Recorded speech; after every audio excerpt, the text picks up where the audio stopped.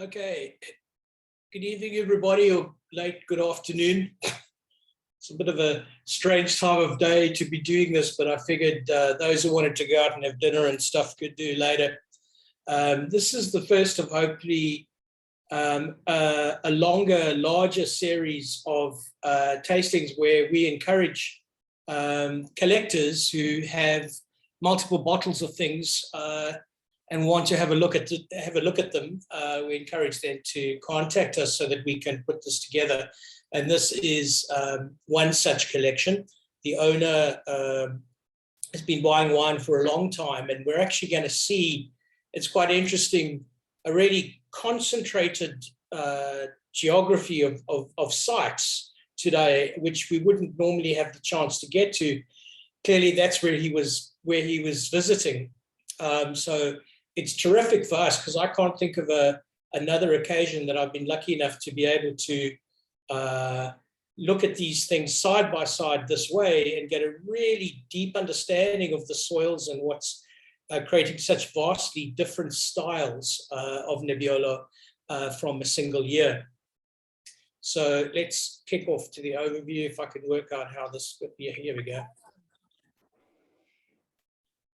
So what I thought I'd do is just give you just a basic idea of what the vintages look like in Barolo for this span of time.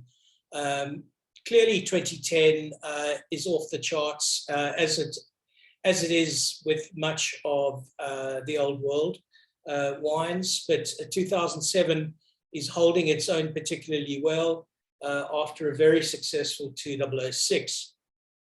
It's interesting because certainly 2010 for Brunello is tracking pretty much this same sort of trajectory.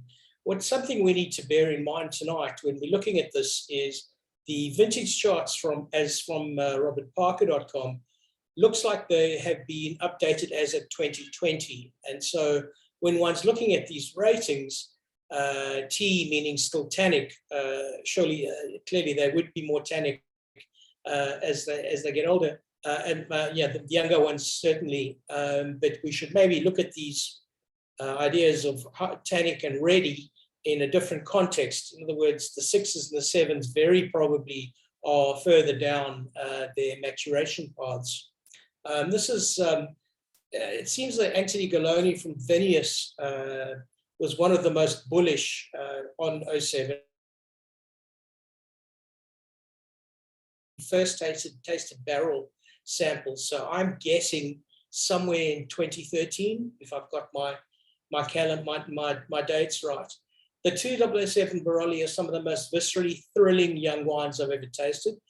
So it's got to be said, we're not tasting them young tonight, we're tasting them certainly a little bit further down the track.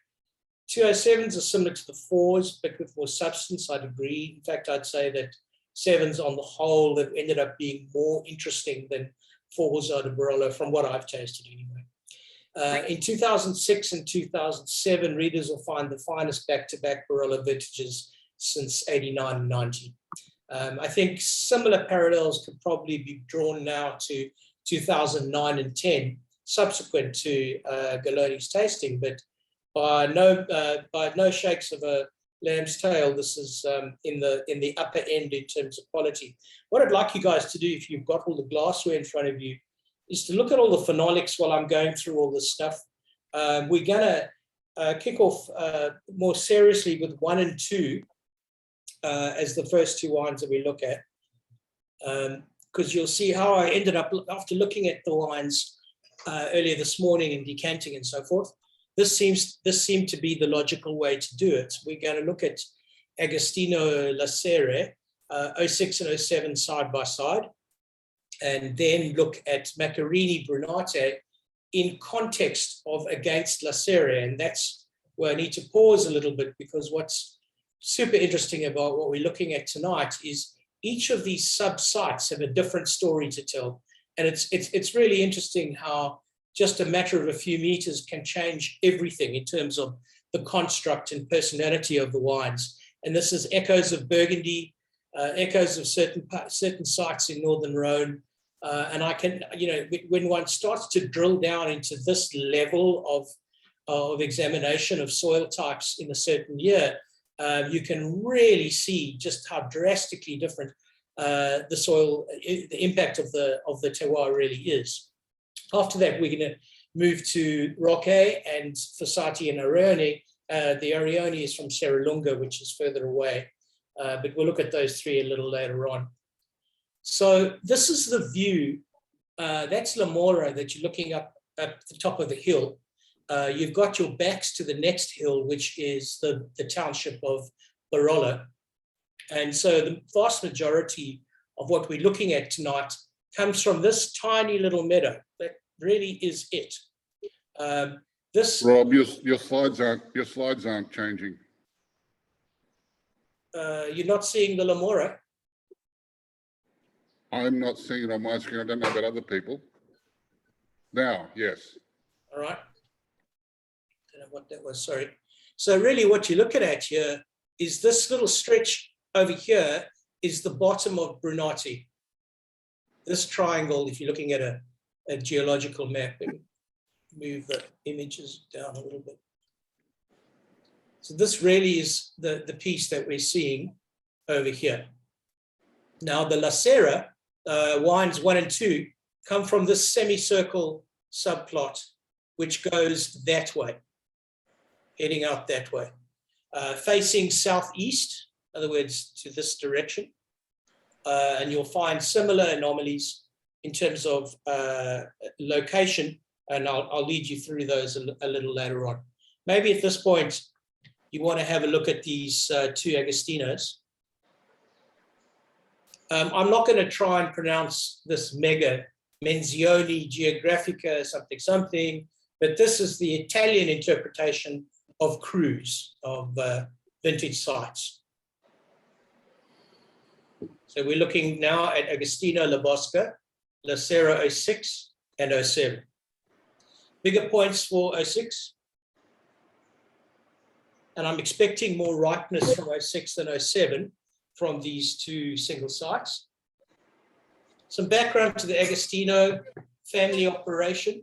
They used to produce fruit for Pier Cesare and Renato, both super well-known brands in their own right. And around about 1980, they decided to go solo. What they've done with their style in terms of how they're actually producing their wine is still very much in the old school style. In other words, pretty neutral oak, very little trying to tame the ripeness, let the fruit shine. That sort of philosophy. Definitely for me, I don't know how you guys feel, but for me, I'm not seeing the chat. I've had to get rid of it. So if anyone's putting stuff in chat, let's see if I can find it. Oh, there we go. Found it.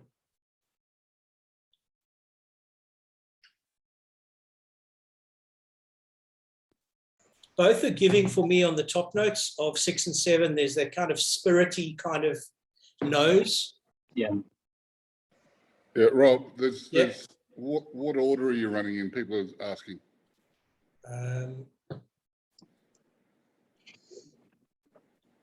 1, 2, and 3. So the jars that people have received. 1, 2, 3, 4, 5, 6. All right. Do they not correspond to the order of the wine? Absolutely. No, forget about what's on the site. I only lined them up today after looking at them. Okay. Yeah, this is the right amount. It's okay. Yeah. You can keep it. Doesn't matter. Okay, is everybody on? Yeah. Everybody there? Sorry, what? No, you say that the wines are like number 1 is number 1 as I see it here, right? That's right. Okay, all good. Okay. I can see why Advocate gave the extra 2 points to the 6. Yeah. How many people are? So in terms of soil, we're looking at predominantly limestone in the La Serre area. When we move away from the Serre, we're moving more into the clay kind of soil. The altitude of the Agostino vineyards are around about 400 meters, which are some of the higher altitudes of the wines that we're tasting today.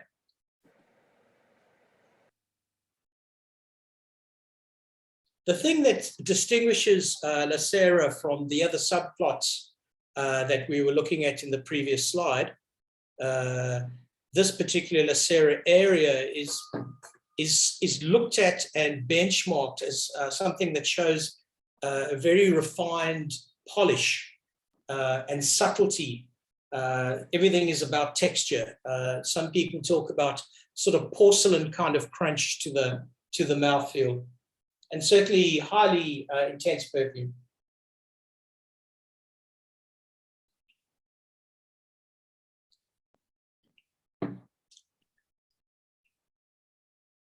For me, the 6 on the palate is rounder and not as direct as 7.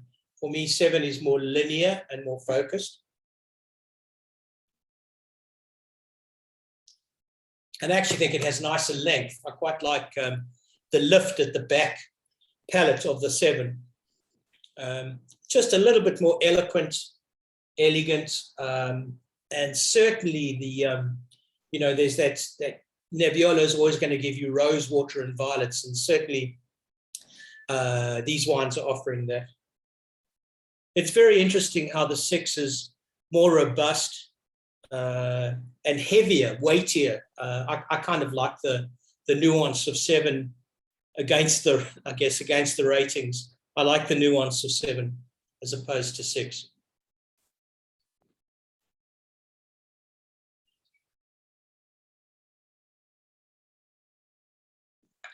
These guys only produce 4,000 bottles, so a very, very tiny operation. I don't think they've ever seen the light of day in Singapore.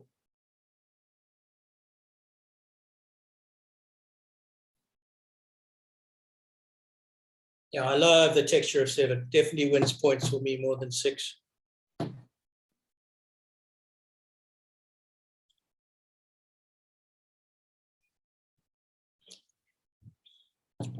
There's more of a meatiness in the mid palate. There's a sort of weighty, meaty structure to the mid palate of 6. So in comparison to that soil type, we're looking at Brunate next, which is here. And we're looking at the Macarini Brunate. Certainly on the nose, when I poured these earlier today, this was a big winner for me. This and jar number 5 were the 2 super performers in terms of just sheer expression. So in terms of elevation, you're now moving into a far more clay predominant soil than limestone. And the location of the site is also trying to be as much southeast as possible. There's a high percentage of calcium carbonate and manganese in the soil. For me, on the nose, I'm getting a certain kind of laciness. It's sort of delicate, lacy, floral, and great layering. Interesting side note is Macarini is seen as one of the founders of this notion of cru in Barolo, one of the first people to talk about sites as opposed to just blending it all together. He's definitely astonishingly well regarded as one of the founders of this new direction that Barolo is taking in terms of differentiating terroir. He stays to the old school way of making it. It's large oak barrels. I'm guessing Hungarian, which pretty much is what's used right across there. I'm getting some sort of straw, wet, damp straw. There's a calmness about this Macarini that wasn't abundant in the first 2. There's something maybe more finished for me at this stage.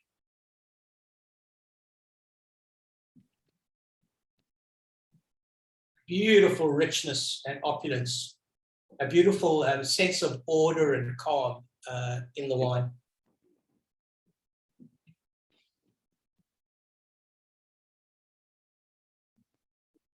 Less about roses and more about undergrowth on the nose, but still undoubtedly Nebbiolo. There's notes written by some of the critics that this particular release stands out in all of the Brunate sub-area in terms of its richness and opulence. A lot of people are scratching their heads as to why this particular label in this particular year did this. But if it ain't broke, they mustn't fix it. I think it's glorious. There's definitely some balsamic, but quite nuanced. You know, a lot of Nebbiolos, as they get older, that balsamic tar rubber kind of thing becomes very pronounced, but not here. It's very sophisticated and nuanced.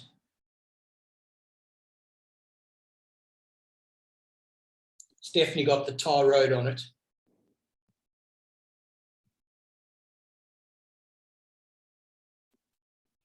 Yeah.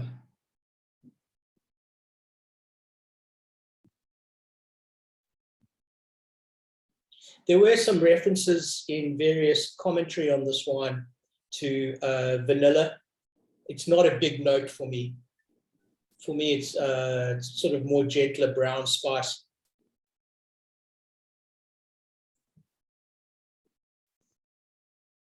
I think the real win for me in the Macarini is the tannins. They're so superbly well knitted and sleek.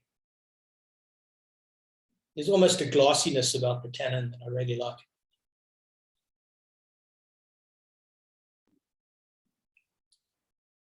There was a big debate that we had online, feels like 2 weeks ago, I'm not sure when it was, when we did those Super Tuscans. And the reason why I ended up voting for the Testamata as my favorite wine that night was the tannic structure, that sort of glassy, crunchy texture was just so appealing. Seeing it a little bit here. Yeah, love that.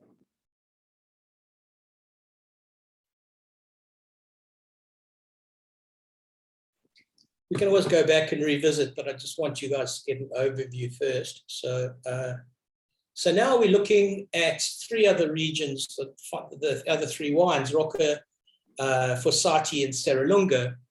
Now, Serre is the furthest away from Namora, if you look at the map over here.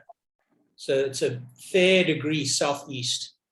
Most of the, in fact, all the vineyards we're looking at are, I'd love to be able to zoom in, because on Google Maps, you can literally get down to virtually to the vineyard line. But most of what we're looking at is just here. Maybe we'll have a look at glass number 4.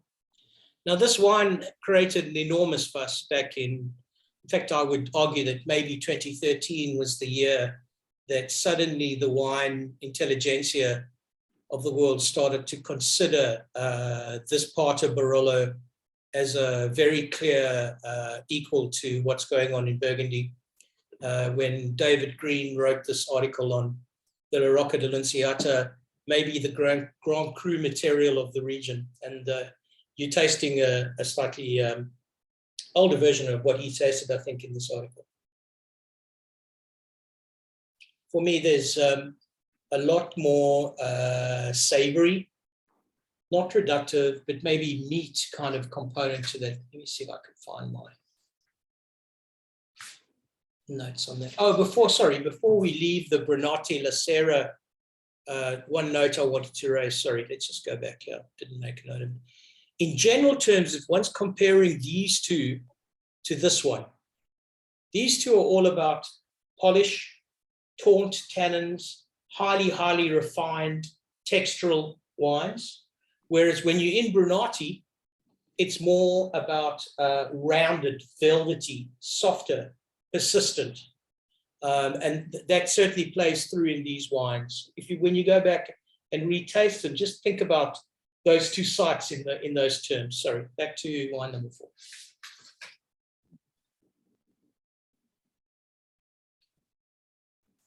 Black cherry, and maybe even other kinds of cherry, maraschino, the sweeter cherry. There's a smokiness can't really put my finger on, not smoky as in wood fire, but a char kind of note that's really interesting. Yeah, it's cherry. It is. Mm. These guys have 4 different labels they produce from various parts of this area that we're looking at over here. But we're looking certainly, thanks to our cellar, we're looking at his most premium vineyard. I'll never get the pronunciation right. La Rocche dell'Annunziata.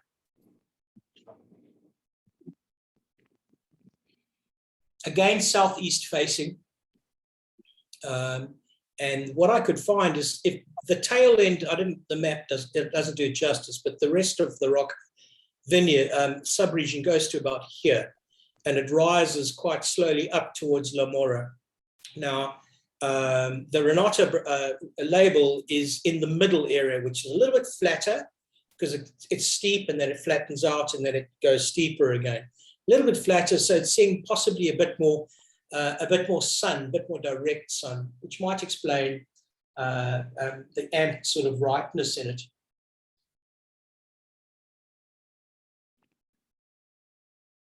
The soils, clay and chalky, so a little different from Brunate, which was more about clay.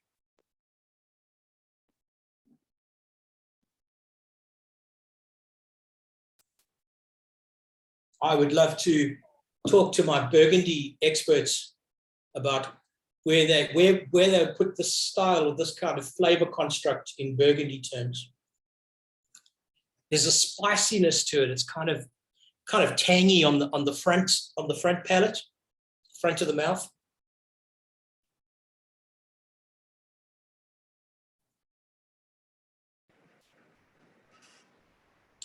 I think of the 4, it's the jazziest. It's kind of the most sort of grabbing attention, demanding of attention. I'm a huge fan of the Brunate expression, that this Rocche is kind of next level. And I could see how when it gets lined up blind in tastings, how it would demand more attention of judges because of that phenolic. It's got very cherry.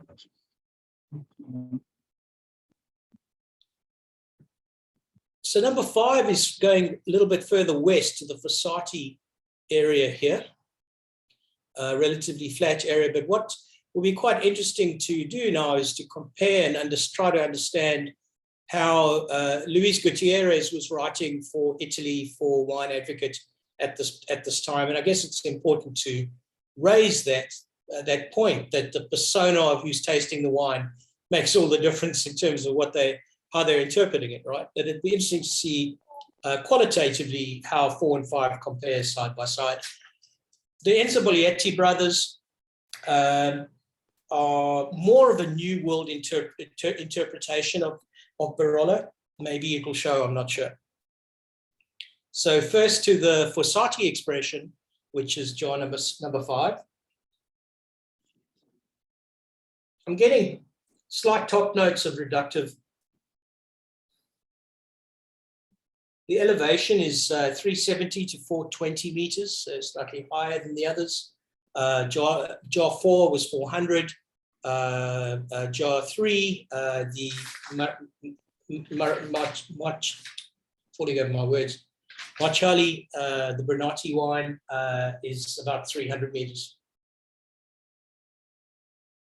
Maybe licorice, arrowroot, that sort of thing on the nose. For me, less cherry here.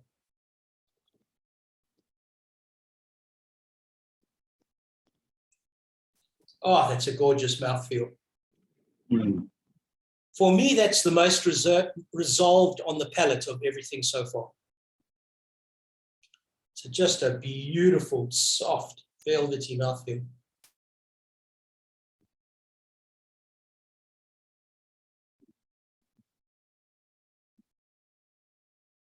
And again, east-southeast, just like the Laceras 1s and 2s over there.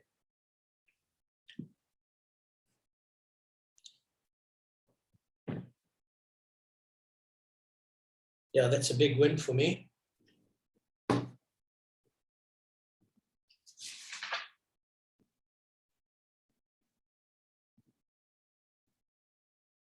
still think I prefer the I don't know, the freshness or the radiance of 4 spiciness.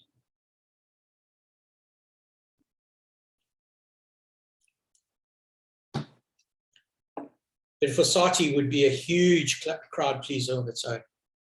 These are more expensive wines. You'll see that we've got small amounts of them available. The Fossati wines are about $170. In Burgundy terms, that's nothing, right? But in Barolo terms, especially considering when these wines were purchased, these are relatively expensive. Lower production.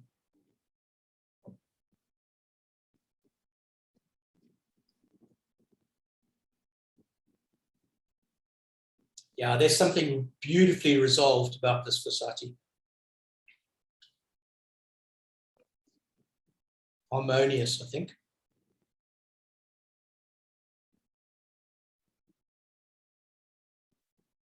So by comparison to the Arione is Serre Lunga, which is way out here. This will be the highest elevation at 450 meters and loads of limestone. If I have my data correct, this is the most limestone concentrated area in all of Barolo for Serre Lunga.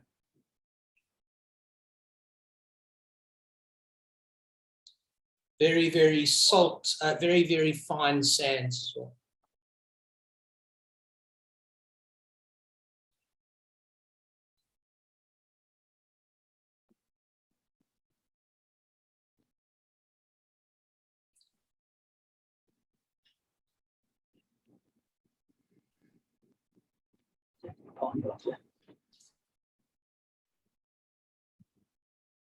Quite a lot of citrus playing into this wine, more so than any of the others.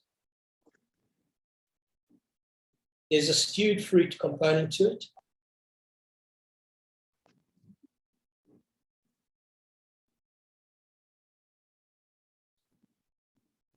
Luis Gutierrez writes this as being one of the better, one of the most forward vintages that Arione's ever done. In other words, ready earlier.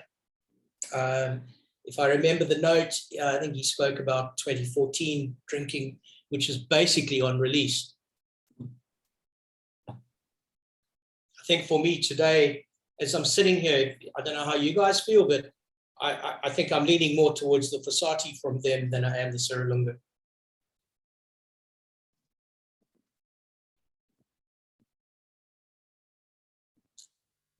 The Fossati Gutierrez talks about drink 2014 to 2027.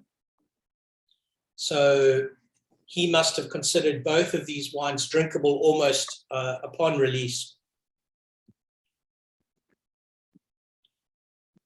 Oh, that's the sales pitch.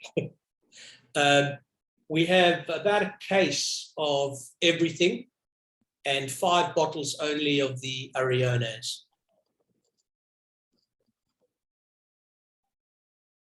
I think these two are the winners for me, certainly at the price points. Well, no one's arguing with you, so I will. All right? Thank God. Everyone's being way too polite because it's a Saturday afternoon. They're obviously feeling still a little bit getting ready for the night. Now, to me, I loved number 1. I really enjoyed that. I thought the knowledge were great. Number 2, a little bit more challenging. The tannins are a bit challenging. Number 3, the Brunate was exactly what it should be. Very correct, all form. Number 4 for me was a superstar. But that, again, incredible, right? Oh. It's like Burgundy, right? Again, it's about your palate and what you like. There's no right, there's no wrong. There's never correct.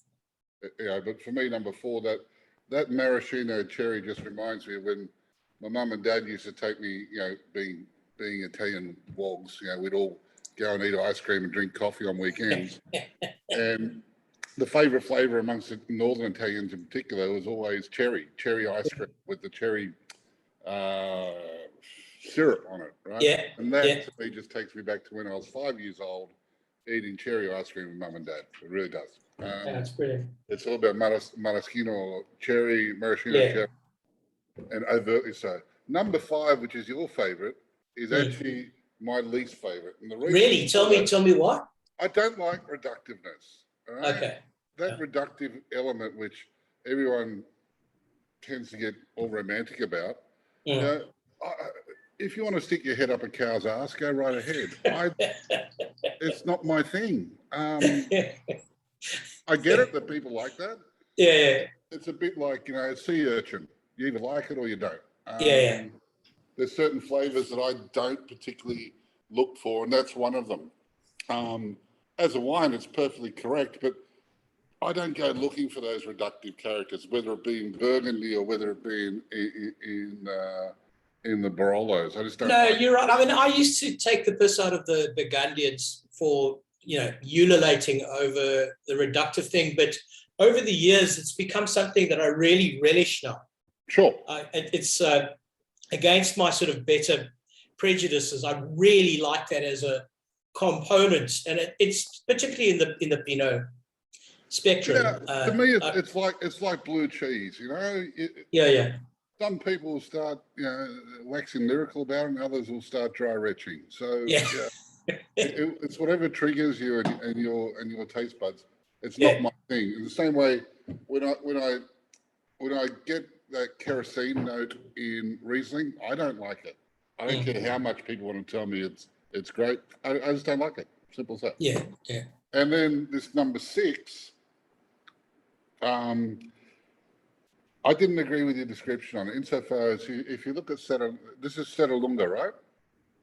Yes. All right. So Serralunga, you are looking at your more limestone soils, etc. So you're getting more minerality through it. Yeah. I think you were saying it had a top note of, what was it? There was something I disagreed with. I was getting a certain, where let me find my notes again. Oh, some citrus. Yeah, I certainly picked up sort of an orange rind kind of thing and a stewed fruit aspect to it. All right. I agree with you on that orange peel type of element to it. And I think that's about the sharper acidity that this particular region tends to give you. It's just got sharper acidity from the soils. Yeah. Stewed fruit, no, not getting that. It's certainly ripe, but I'm not getting that. And in terms of texture, it's in a pretty good spot, isn't it? I mean, really, it's a good spot. Well, I'm just such a fanboy for the texture of the Fossati because, for me, that's the most resolved, ready-to-drink wine of the night. Okay. But in terms of bang for buck, that Renato, geez, bring it home. That's just crazy value. Which one's the Brunate? Number 4, the Rocche. It just explodes out of the glass. Yeah, it's dynamite. It's in the lineup. It is the one that shouts out, "Pay attention to me!" Right? Yeah. It's the autistic kid, a bit like you. It's the autistic kid that just won't sit down. So that's the one that got my attention. But good lineup. They're all in good shape. Yeah, they're fantastic. I mean, the corks tonight were barely dampened. HK's definitely stored them fantastically. He's really taken care of them there. It's so great because it's always a lottery with older wines. You never really know how they're looking, but these are astonishingly good. Whatever we don't sell this evening to the people who have come to the tasting, I'm going to show to the database just for tomorrow and then close it off. But I think if one thinks in context of what it costs for a commercial release Barolo these days, you're paying maybe another 10 or 15% for all the cellaring time. I think it's an extraordinary proposition. He's looked after him. Yeah. I mean, and that's gold. And the fact you're able to taste it before you actually buy it, that's pretty cool. We don't often get that luxury with these sorts of wines, right? We have to take an educated guess on where they were stored, who they were bought by, blah blah blah. Yeah, absolutely. We know this guy. He looks after them like little babies. It's good though to see what people are on about with Barolo, because very often I know my experience with Barolos is that I've bought sort of 40 and 50-year-old stuff, which I've been very excited about, and it's been clapped out, completely clapped out, and I've thrown it all down the sink. Yeah, there goes another $200 down the sink. And then you try the younger wines, and they really are, the tannins are just so aggressive. You just go, oof. I better Even the wines that these days are contentiously being made to be more forward, and American oak and all these things that create such havoc in the Barolo community, even they are just, it's always a bit of a lottery, you know, as you say. Well, it's the nature of the grape, right? When you think about Nebbiolo, Nebbiolo, by the way, is just a derivation, for those who follow language or linguistics. Nebbiolo is a derivation from nebbia, which is fog, which is precisely what you get throughout the valleys of Piemonte, right? And where Nebbiolo grows, it's in foggy regions. So it's a very thick-skinned grape, unlike Pinot, which is thin. It's a very thick-skinned grape. So it needs a long maturation time, but then also the skin being so thick, it actually holds a lot of tannin within it. So the maceration, the traditional maceration, would be a minimum of 30 days, which exudes an enormous amount of tannin relative to other grape varieties into a wine. So the brash Barolo boys, or whatever you want to call them, did two things.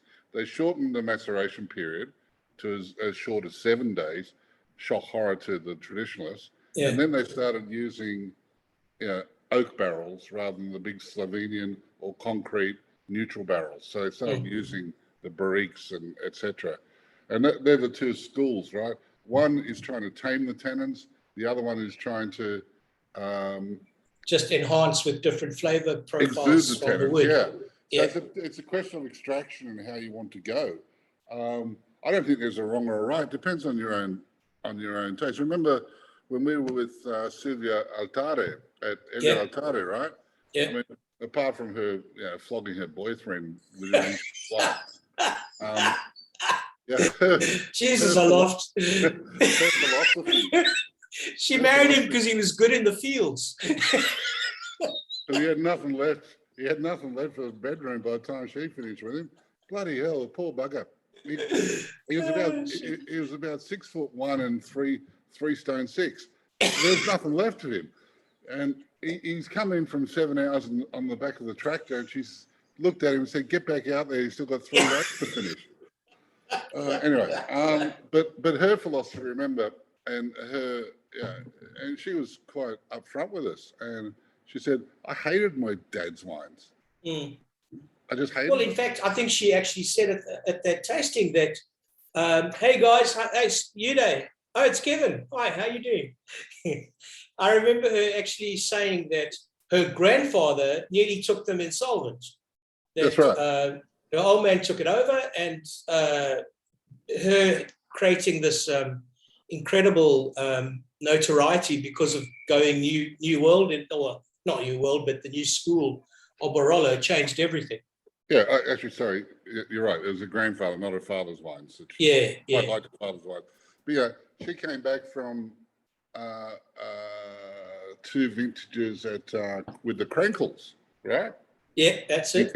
In California. California. And totally different philosophy, totally different idea about how to make these wines and what to do with the Barolo grape, or the Nebbiolo grape. So, there's that whole spectrum, what you want to do with it. Now I'm trying to figure out why I started this conversation. We're talking about maceration and And so they're the two schools of thought in the region at the moment. The beauty of having a look at these, though, is that I think apart from number 4, I would say these are all traditional. Is that right? Yes. Well, certainly the media talks about Enzo being a new style, but I'm not getting it from the wine, right? I'm getting that new style more from number 4, just because it has this kind of flair, this kind of spice thing, It's flamboyant fruit. Yeah. No, good lineup of wine. Interesting. But they're in the right window. I got to say, they are in the right window. When you get them too young, They're just hard. They're just hard. This is nice. It's sort of cool to see that confluence of young fruit and what we always want from Barolo, the statuesque evolution where it sort of takes off and becomes this ethereal thing. We're actually seeing these wines in that mid-zone, which is a rare opportunity. I'm very happy to do that. I mean, Nebbiolo is all about structure. Essentially, it's all about structure. If you don't get those building blocks right, it just collapses. Yeah, it falls away. Yeah, it really falls away, and it falls away devastatingly and expensively if you let it go beyond that window, as I discovered. But yeah, no, it's good. I enjoy really it. cool. I'd be interested. I mean, I don't know who's on the call today, but I'd love to hear what people's preferences were. Sean, what do you reckon? He's not listening. And I know that Colin usually has a point of view. He's keeping very quiet. I think he's jet lagged. Just got back to America. That day afternoon, you don't want to be fussed, right? Yeah. Anyway, next Thursday, we're doing 2015 Antonin Guyon Burgundies. If anyone's interested in joining us, which again should be a nice oversight because we're looking at various sites inside Burgundy that Guyon does. We're doing 3 of his Premier Crus, 1 of his Grand Crus, and 1 Village that he makes. So that's our Thursday sorted out for next week. But guys, I'll send you a copy of the recording a little later with a link to the wines. I think I've already sent that in the emails. And I'll offer them tomorrow just for whatever's left to the general database tomorrow just for 24 hours because I have to talk to the owner and get the wines in sometime next week. So thank you for coming. This is the most fun I've had on a Saturday afternoon for ages. You need to get out. I've got to get out more. You're right. Goodbye, everybody.